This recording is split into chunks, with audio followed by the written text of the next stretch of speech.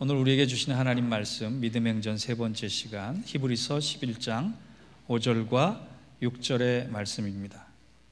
이 두 절의 말씀을 한 목소리로 받들어 읽겠습니다. 시작. 믿음으로 에녹은 죽음을 보지 않고 옮겨졌으니 하나님이 그를 옮기심으로 다시 보이지 아니하였느니라. 그는 옮겨지기 전에 하나님을 기쁘시게 하는 자라 하는 증거를 받았느니라. 믿음이 없이는 하나님을 기쁘시게 하지 못하나니 하나님께 나아가는 자는 반드시 그가 계신 것과 또한 그가 자기를 찾는 자들에게 상 주시는 이심을 믿어야 할지니라. 아멘. 하나님 말씀입니다. 믿음 행전 세 번째 시간의 말씀을 좀 나눕니다. 지난 주일날 고기를 어떻게 구워달라 그랬느냐, 믿음으로 구워달라 그랬더니 잘 구워졌다, 이 얘기를 말씀을 드렸더니 어떤 분이 제게 와서 목사님 그 2탄도 있어요 그러더라고요. 레스토랑에 갔는데 일하시는 분이 고기를 어떻게 해드릴까요? 그렇게 질문을 했을 때 자기는 그렇게 대답을 했다 그럽니다. 최선을 다해 구워주세요 라고. 여러분 별로 안 웃으실 줄 알았어요. 효과는 별로 없는 아재 개그지만 나름대로 이렇게 하면 재밌을까, 저렇게 하면 마음이 열릴까 라고 애쓰고 있는 저를 봐서라도 여러분들은 웃어주셔야 합니다. 사람들을 보면 자기만을 기쁘게 해달라는 사람이 있어요. 또 다른 사람들도 기쁘게 해줘야겠다 이렇게 생각하시는 분들도 있어요. 그런데 그리스도인은 하나님을 기쁘시게 하는 사람이 되어야 합니다. 오늘 히브리서 11장에서 증언하는 믿음 행전의 두 번째 인물인 에녹. 왜 에녹이 두 번째로 들어갔을까? 그것은 하나님을 기쁘시게 한 사람이었기 때문입니다. 에녹을 한번 살펴보기를 원합니다. 에녹은 아담의 7대 손이며 야렛의 아들입니다. 에녹이란 이름의 뜻은 시작하는 사람, 봉헌된 사람이라는 뜻을 가지고 있습니다. 또 에녹은 성경의 최장수, 제일 오래 산 무두셀라의 아버지이자 우리가 잘 아는 노아의 증조 할아버지입니다. 그리고 에녹은 아들 무두셀라를 낳고 그 낳은 이후로 300년 동안 하나님과 동행했던 사람이다, 이렇게 성경은 기록하고 있습니다. 성경에 하나님과 동행했다라고 하는 표현을 쓴 사람은 에녹과 노아 두 사람밖에 없습니다. 그러니 얼마나 귀한 일을 한 것입니까? 또 히브리서 11장 6절 오늘 본문을 보면 에녹은 하나님을 기쁘시게 한 사람이다 라는 칭호를 얻었어요. 그리고 유다서 1장 14절을 보면 에녹은 거룩한 예언을 한 사람이다, 이렇게 되어 있고, 또 특별한 게 하나 있습니다. 죽음을 보지 않고 하나님의 부름을 받은 승천한 두 사람 중 한 사람입니다. 성경에 승천한 사람, 에녹과 엘리야, 물론 예수님을 빼고 두 사람 중에 한 명이 바로 오늘 우리가 살펴볼 에녹입니다. 그런데 여러분, 승천한 사람, 죽음을 맛보지 않은 사람, 이 대단한 일을 한 사람 중에 엘리야는 위대한 선지자입니다. 그 인물의 위대성 하나만 가지고도 그 사람은 충분히 승천하기에 부족함이 없는 사람이라 이렇게 이해할 수 있어요. 당대를 아우르는 하나님과 관계가 깨진 이스라엘 백성들을 기도를 통해, 믿음을 통해 하나님과 연결했고, 이스라엘의 어떤 전환기를 마련했고, 우상을 섬기면 얼마나 하나님께서 아파하시며 하나님께서 힘들어 하시는가를 몸소 감당했던 그 위대한 선지자 엘리야. 그래서 예수님의 변화산 사건에 모세만큼이나 출중한 탁월한 사람이 되어서 그 변화산에 나타났던 엘리야는 승천할 만한 사람이었어요. 그런데 오늘 보세요. 에녹은 좀 달라요. 죽음을 맛보지 않기에 그렇게 훌륭한 사람이었는가 근거를 찾아보면 별로 없단 말이에요. 에녹에 대해서 기록한 것은 아담의 족보를 다룬 창세기 5장의 한 4구절 정도밖에는 나오지 않습니다. 창세기 5장 18절에서 24절을 한번 읽어보겠습니다. 야렛은 162세에 에녹을 낳았고 에녹을 낳은 후 800년을 지내며 자녀들을 낳았으며 그는 962세를 살고 죽었더라. 에녹은 65세에 무드셀라를 낳았고 무드셀라를 낳은 후 300년을 하나님과 동행하며 자녀들을 낳았으며 그는 365세를 살았더라. 에녹이 하나님과 동행하더니 하나님이 그를 데려가심으로 세상에 있지 아니하였더라. 여러분, 에녹에 대해서 설명하고 있는 네 구절을 통해 에녹이 그렇게 탁월하고 대단한 사람이라는 것이 인정이 됩니까? 별거 아닌 사람 같은데 라는 생각밖에 들지 않습니다. 누가 누구를 낳고 누가 몇 세를 살고 죽었고 족보상에 이름 들어가 있는 그 중에 겨우 하나님과 동행했다라고 하는 말밖에는 그를 설명하지 않았어요. 그런데 그는 엘리야만큼 위대한 일들을 했습니다. 죽음을 보지 않고 승천한 그 놀라운 일의 주인공이 된 것입니다. 여기에서 우리가 한 가지 추론할 수 있는 것이 있어요. 엘리야가 열만큼 감당한 일이 있었다면 에녹은 하나밖에 감당한 것 같지 않았는데 하나님 보시기에 이 하나가 10가지 정도의 큰 의미가 있는 일을, 의미가 있는 삶을 살았다라고 하는 거예요. 하나님과 동행했다라고 하는 그것 자체가 하나님 보시기에 엘리야가 감당했던 사명만큼이나 소중하고 위대한 일을 했다라고 하는 대단한 일을 한 것입니다. 하나님을 기쁘시게 했다는 것, 하나님과 동행했다는 것, 그것이 그만큼 위대한 일이라고 하는 거예요. 그래서 오늘 저는 여러분과 함께 믿음 행전을 써나가기 위해서 아벨은 믿음으로 의의 제사를 드렸지만 에녹은 하나님을 기쁘시게 했던 삶을 본받아서 우리가 어떻게 믿음 행전을 써내갈 것인가, 두 가지를 교훈받고자 합니다. 첫째, 오늘 본문이 주는 교훈은 이것입니다. 하나님을 기쁘시게 하는 삶을 산다는 것은 하나님과 함께 걷는다는 것이. 이것을 성경은 동행이라고 표현을 합니다. 여러분, 쉬운 일 같지요? 우리는 요즘 차를 타고 다니는 일이 워낙 많아서 동행이라고 하는 개념에 대해서 별로 와닿지가 않는데, 동행, 함께 걷는다라고 하는 것은 신앙에 있어서 굉장히 중요한 일이에요. 어떤 여자 집사님이 남편을 전도를 했는데 남편이 평소엔 예수를 믿지 않았습니다. 어렵게 애교도 부리고 전략도 짜고 부탁도 하고 신신당부를 해서 어느 날 주일날 함께 교회를 오게 됐습니다. 오는 내내 얼마나 기뻤는지 몰라요. 그런데 오면서 오늘 목사님이 우리 남편의 마음을 감동시켜 주셔야 되는데, 막상 와보니까 창세기 5장을 설교를 하신다 그러네요. 창세기 5장은 족보장이에요. 에녹을 아마 설교했던 모양이에요. 좀 듣기 편하고 부담이 없고 재미있고 좋은 설교였으면 좋겠는데 목사님이 설교를 어렵게 하셨습니다. 그날따라 주제가 딱딱했습니다. 예배드리는 내내 이 여자 집사님의 마음이 불안했습니다. 교회는 재미없는 곳이기 때문에 내가 다시는 안 간다라고 하는 얘기가 남편 입에서 필이 나오겠구나. 남편 눈치를 보고 집에 가서 저녁을 잘 차려주고 기다리고 있는데 남편이 먼저 한마디를 합니다. 다음 주에 가서 등록하자. 그래서 그 이유를 물어봤습니다. 그랬더니 성경 시간에 목사님이 성경을 봉독하실 때 누가 누구를 낳고 누가 누구를 낳고 누구는 몇 년을 삼고 죽었더라 그러는데 그 말씀 끝에 자기한테 이런 음성이 들리더래요. 그래서 결국 너도 죽는다. 누가 죽고 그래서 결국 너도 죽는다. 그런데 그 얘기가 그 가슴에 확 와닿는데 자기는 죽을 준비가 안 돼. 죽음에 대한 준비를 하나도 하지 않았대.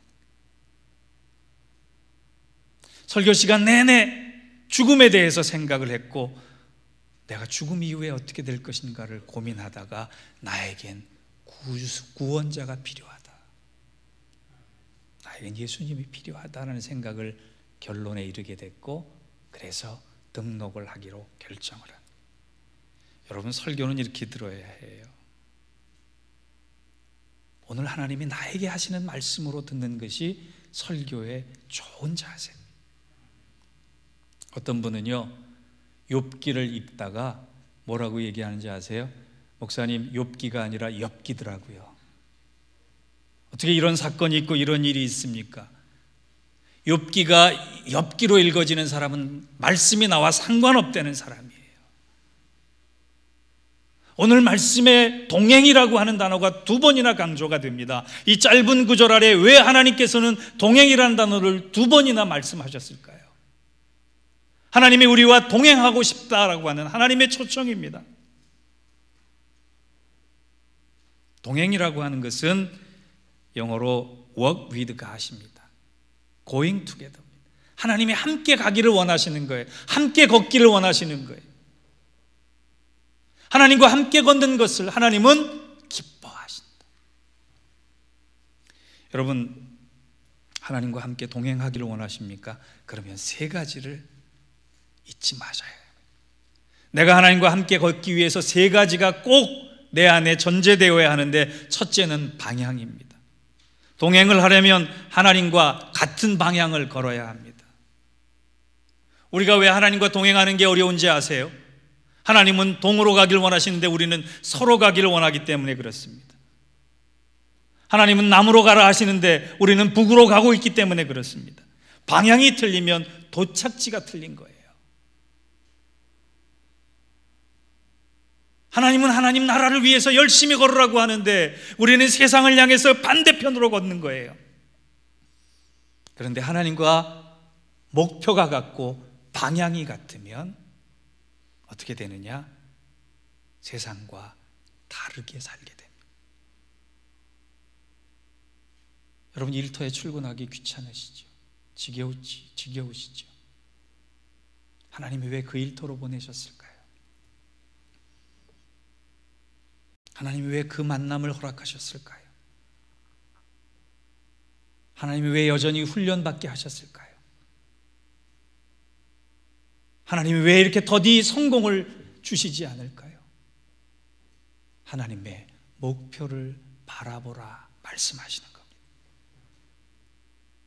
너희가 이렇게 눈물 흘리고 땀 흘리는 것이 너의 목표가 아닌 나의 목표가 되길 원한다. 하나님과 목표가 같아질 때 우리는 하나님과 함께 걸어가게 되는 겁니다. 또 하나, 동행을 하려면 속도가 같아야 돼요. 속도가. 하나님과의 동행이 힘든 이유가, 하나님은 천천히 걸어라 말씀하실 때 하나님, 저는 빨리 걸어야겠습니다. 하나님, 저 성격이 좀 급하거든요. 그러면서 우리가 하나님께 기도합니다. 하나님, 내 걸음에 좀 맞춰주시면 안 돼요? 왜 나와 속는 것도가 다르십니까? 왜 이렇게 하나님은 답답한 분이십니까? 내가 좀 목적지까지 빨리 가길 원하는데 왜 하나님은 나에게 속도를 안 맞춰주시고 이토록 더디게 만드십니까? 불평하는 사람이 동행하는 사람이 아니라, 나 같은 죄인에게도 은혜를 주셔서 동반자가 되어주신다는 그 사실에 감사할 때 우리 하나님과 동행하며 하나님을 기쁘시게 할 수 있는 겁니다. 3번째, 하나님과 동행을 하려면 하나님과 보폭이 같아야 해요. 걸음을 걷는 거리가 같아야 합니다. 하나님은 대략 우리의 삶을 어떻게 인도하시냐면 한 걸음 한 걸음 인도하세요. 그런데 우리는 어때요? 결론만 좀 주세요. 과정은 다 생략하고 시간은 다 생략하고 하나님 결론만 주세요, 내가 원하는 결론만 주세요, 열매만 주세요라고 할 때가 얼마나 많은지 모릅니다. 이스라엘 백성들은 그것 때문에 광야 40년 동안 하나님을 찾지 않고 눈에 보이는 우상을 찾았어요. 여러분, 하나님과 동행하려면 너무 서둘러도 안 되고, 너무 조급해도 안 되고, 너무 느려도 안 되고, 너무 게을러도 안 되고, 하나님과 한 걸음 한 걸음, 그냥 하나님과 함께하는 그 시간이 너무 행복해서, 하나님의 사람들과 함께하는 그 시간이 너무 감사해서 세상이 줄 수 없는 기쁨을 누리는 것, 그것이 동행의 기쁨이에요. 오늘 5절을 보세요. 믿음으로 에녹은 죽음을 보지 않고 옮겨졌으니 하나님이 그를 옮기심으로 다시 보이지 아니하였느니라. 그는 옮겨지기 전에 하나님을 기쁘시게 하는 자라 하는 증거를 받았느니라. 여러분, 좀 말이 이상하잖아요. 성경을 읽다 보면 에녹은 그렇게 대단한 일을 한 것이 없어요. 대단한 업적을 자랑하지도 않아요. 그가 이루는 것이 없는 사람이에요. 그런데 증거가 있다 그러네. 증거를 얻었다는 사람이에요. 창세기 4장을 읽어보면 야발과 유발과 두발가인, 가인의 족속 후예들 가운데 아주 뛰어난 업적을 이룬 사람들이 성경에 기록되어 있습니다. 그런데 의인의 족보에 있는 에녹은 그러한 사람도 못 돼요. 아마 에녹이 위대한 업적을 이뤘으면 분명히 성경은 기록했을 텐데 성경이 그런 기록을 하지 않았습니다. 그가 해놓은 것은 300년간 하나님과 동행하며 자녀를 낳은 것밖에 없어요. 그런데 증거라 그래요. 무슨 얘기입니까? 하나님은 에녹을 통해 나와 동행하는 기쁨은 특별한 업적이 아니라, 대단한 성공이 아니라, 아무나 감당할 수 없는 탁월한 일을 한 것이 아니라 일상 속에서 나를 기뻐할 수 있는 믿음을 가지고 나와 함께 하는 것이다 말씀해 주시는 거예요. 여러분, 우리는 대략 착각하고 있는 게 있어요. 대단한 일을 해야지만 하나님 기뻐하실 것 같다는 생각을 해요. 위대한 업적을 남겨야지만 하나님께서 영광을 받으실 거라고 생각해요. 아닙니다. 우리의 일상 속에서 하나님과 동행하는 것을 하나님은 가장 기뻐하시며 그것을 믿음의 증거로 받으신다라고 하는 거예요. 교회에서 헌금 많이 해야지, 교회에서 장로가 돼야지, 교회에서 직분과 봉사가 남들이 따라올 만큼 열심히 돼야지, 그거 하나님 받으시는 거 아니라는 얘기예요.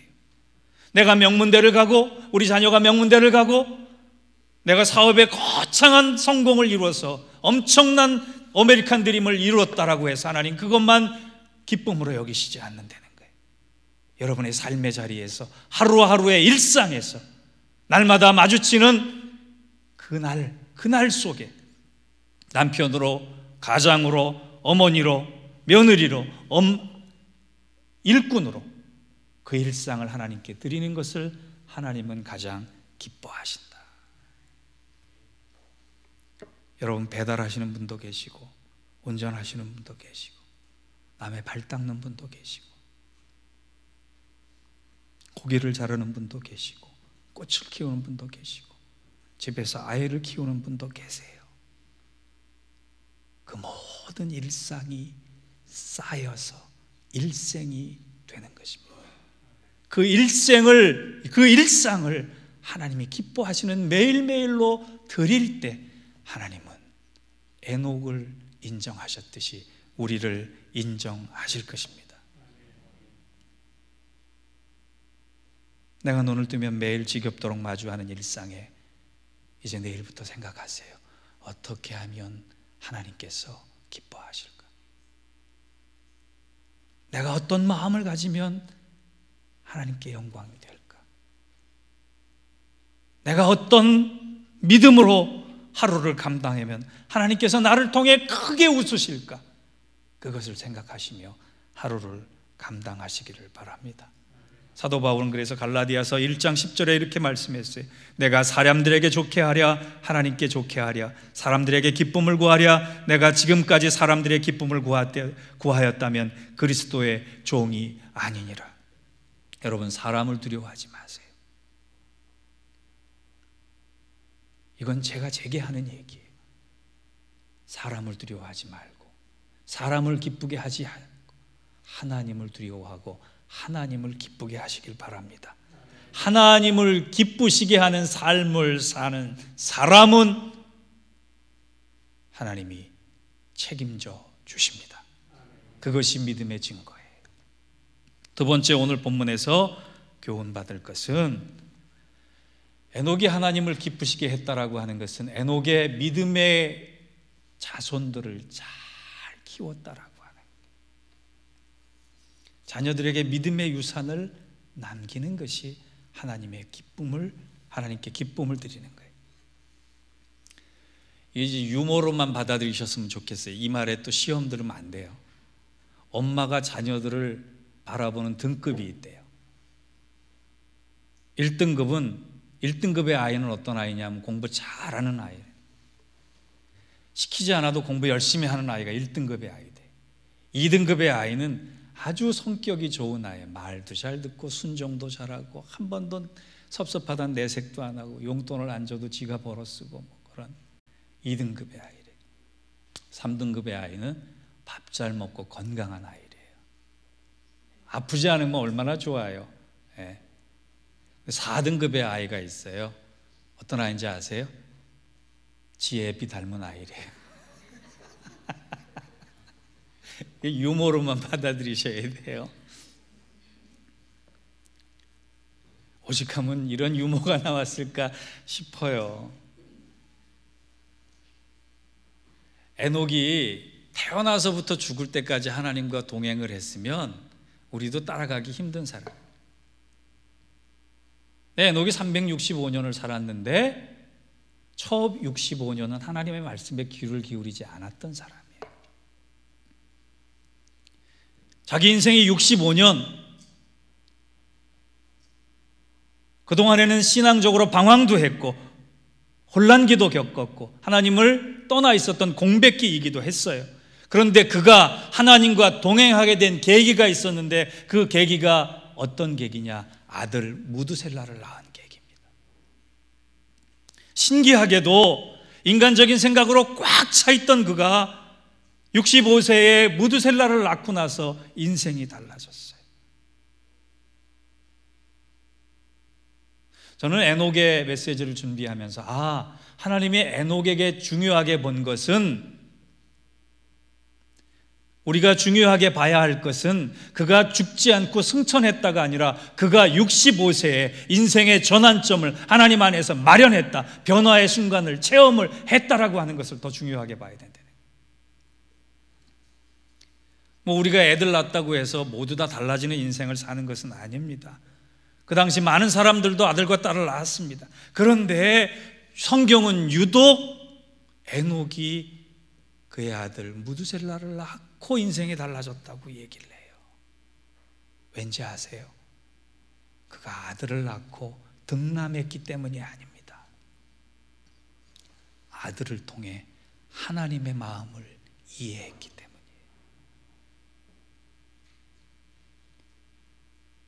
여러분, 우리가 왜 관계 때문에 아픈지 아세요?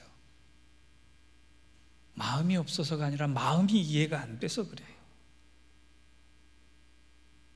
우리도 에녹처럼 하나님을 떠나고 싶고, 에녹처럼 하나님과 상관없이 살고 싶고, 그런 65년의 시간을 보내는 것은 하나님의 마음을 이해할 수가 없기 때문이에요. 그런데 하나님의 마음을 아는 순간, 하나님의 마음이 내 안에 들어오는 순간 내 인생이 에녹처럼 달라지는 거예요. 한 아버지가 쓴 글을 읽었는데요, 어느 날 퇴근길에 자기가 치킨 한 마리를 사가지고 집으로 들어가고 있는데 아버지 생각이 났대요. 자기가 어렸을 때 아버지가 밤늦게 전화하셔서 술에 취한 목소리로 얘들아 누구야? 치킨 사갈까? 그래서 예, 양념치킨 사다 주세요. 그런데 아버지가 금방 들어올 줄 알았는데 1시간이 지나도 들어오지 않고 2시간이 지나도 안 들어오시고, 결국 애들은 자고 말았는데, 자기는 자고 말았는데 아버지가 벌겋게 술에 취해서 들어오셔서 짓궂게 깨우시더라는 거예요. 아빠가 치킨 사왔다, 치킨 먹자. 자다가 일어나는 치킨이 맛있습니까? 짜증만 나지요. 그런데 그 치킨을 먹으면서 아버지가 얼마나 좋은 일이 많으셨으면 이렇게 즐거워하시면서 나에게 치킨을 사다 줄까, 그렇게 생각을 했는데, 자기가 아버지를 낳고 어느 날 치킨을 사들고 가는데 그때 아버지가 이해가 되더래요. 아, 아버지가 즐겁고 좋아서 그날 치킨을 사오신 게 아니었구나. 너무나 힘들어서, 너무나 고되고 아파서 우리 아이의 웃음소리 한번 들어보고 내가 위로받아야겠다라고 하는 그 마음으로 치킨을 사오셨구나. 그게 바로 나다. 이런 글을 봤는데 아버지의 마음을 이해할 때 그때 인생이 새롭게 다가오는 겁니다. 에녹의 아들 무드셀라의 히브리어는 메투셀라입니다. 무트라고 하는 종말이라는 단어와 살라흐라고 하는 보낸다라고 하는 단어가 합쳐진 말이에요. 왜 아들의 이름을 무드셀라로 졌느냐? 내 아들이 죽으면 세상에 끝이 온다. 그가 아들을 낳고 본 것은 죄가 관영한 세상입니다. 그런데 그 죄가 관영한 세상을 향한 하나님의 사랑을 받고 하나님의 열심을 받고 하나님의 눈물을 봤어요. 하나님의 속이 아니겠구나라고 하는 것을 보면서 내가 하나님께 위로해 드려야겠다, 내가 하나님께 웃음을 드려야겠다, 내가 하나님을 기쁘시게 해드려야겠다라고 하는 생각을 한 것이 무드셀라를 낳고 그의 인생의 전환기입니다. 세상 때문에, 우리 때문에 가슴이 찢어지는 하나님의 마음을 이해했을 때 우리의 삶은 달라지는 것입니다. 그 하나님의 마음을 이해한 에녹이 라멕을 키웠고, 라멕의 밑에 누가 나와요? 노아가 나오는 거예요. 에녹이 잘한 일은 믿음의 자손 노아를 만들어냈다는 거예요. 여러분, 아이들은 보고 배웁니다. 창세기 5장 25절 29절에는 그 증거가 나와요. 무드셀라는 187세에 라멕을 낳았고, 라멕을 낳은 후 782년을 지나며 자녀를 낳았으며, 그는 969세를 살고 죽었더라. 라멕이 182세에 아들을 낳고 이름을 노아라 하여 이르되, 여호와께서 땅을 저주하심으로 수고롭게 일하는 우리를 이 아들이 안위하리라 하였더라.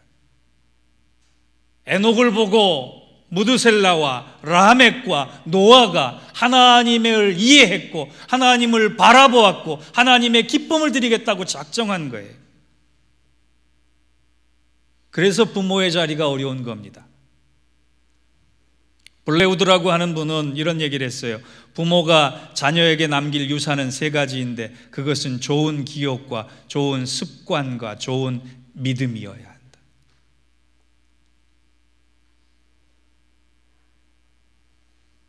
어떤 분이 인터넷에 글을 썼는데요, 장인이 돌아가셨대요.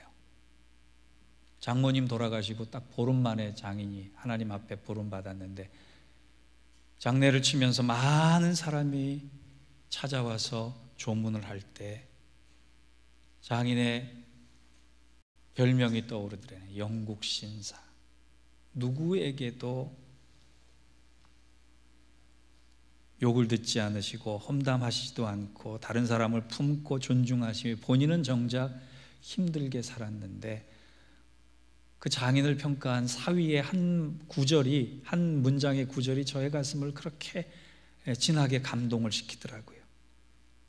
향년 87세, 나는 장인을 통해 인간에게는 그 어떠한 상황에서도 훼손되지 않는 고결함이 있음을 보았다.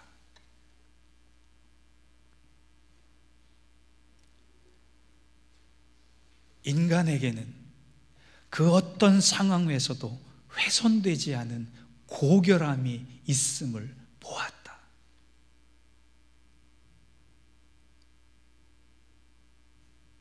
그가 얼마나 재산을 많이 쌓아두었는지, 그가 얼마나 대단한 학식을 가졌는지, 그가 얼마나 대단한 명성을 얻었는지 세상은 죽을 때 그것을 보지 않습니다. 다른 사람에게 영향을 줄 수 있는 인생의 교훈을 남기는 그 삶의 모습은 신앙이 가진, 믿음을 가진 사람의 고결함이에요. 세상 어떤 것도 훼손할 수 없는 하나님의 형상이 가득한 그 사람만의 믿음의 순결함이에요. 너무 멋있지 않습니까? 나도 죽을 때 이 말 좀 들었으면 좋겠다. 우리 목사님은 뭐 위대한 목회를 한 분도 아니지만 세상의 어떠한 풍조도, 세상의 어떤 흐름도 우리 목사님이 가지신 순결한 고결한 그 신앙의 물음, 그 삶은 훼손할 수 없었다라고 하는 얘기를 듣고 싶다. 여러분, 그거를 우리도 감당하면 자녀들이 봅니다. 그 자녀들을 통해 하나님은 믿음의 유산을 기업으로 삼으시는 거예요.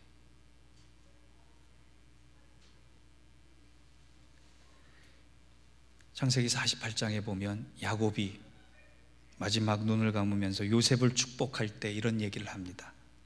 내 조부 아브라함과 아버지 이삭이 섬기던 하나님, 그 하나님께서 나의 출생부터 지금까지 나를 기르셨고 나를 모든 환난에서 건지셨고 나의 기도를 들으셨다. 얼마나 멋진 유언이에요. 여러분, 자녀들에게 무엇을 남기기를 원하세요? 오늘 집에 가서 이 말씀을 전하고 보니까 오늘 집에 가서 나부터 차렷 자세하고 앉아 있어야 되나 이런 생각이 번뜩 드는데, 자녀에게 헛 보이려면 아니에요. 여러분,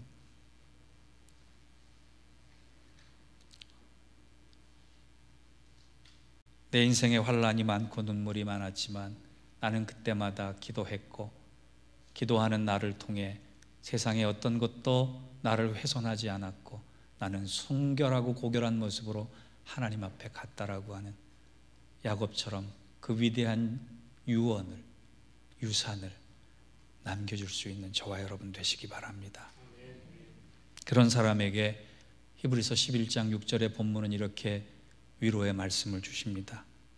믿음이 없이는 하나님을 기쁘시게 하지 못하나니 하나님께 나아가는 자는 반드시 그가 계신 것과 또한 그가 자기를 찾는 자들에게 상 주시는 이심을 믿어야 할지니라. 우리의 믿음 행전은 세상이 주는 상이 아닙니다.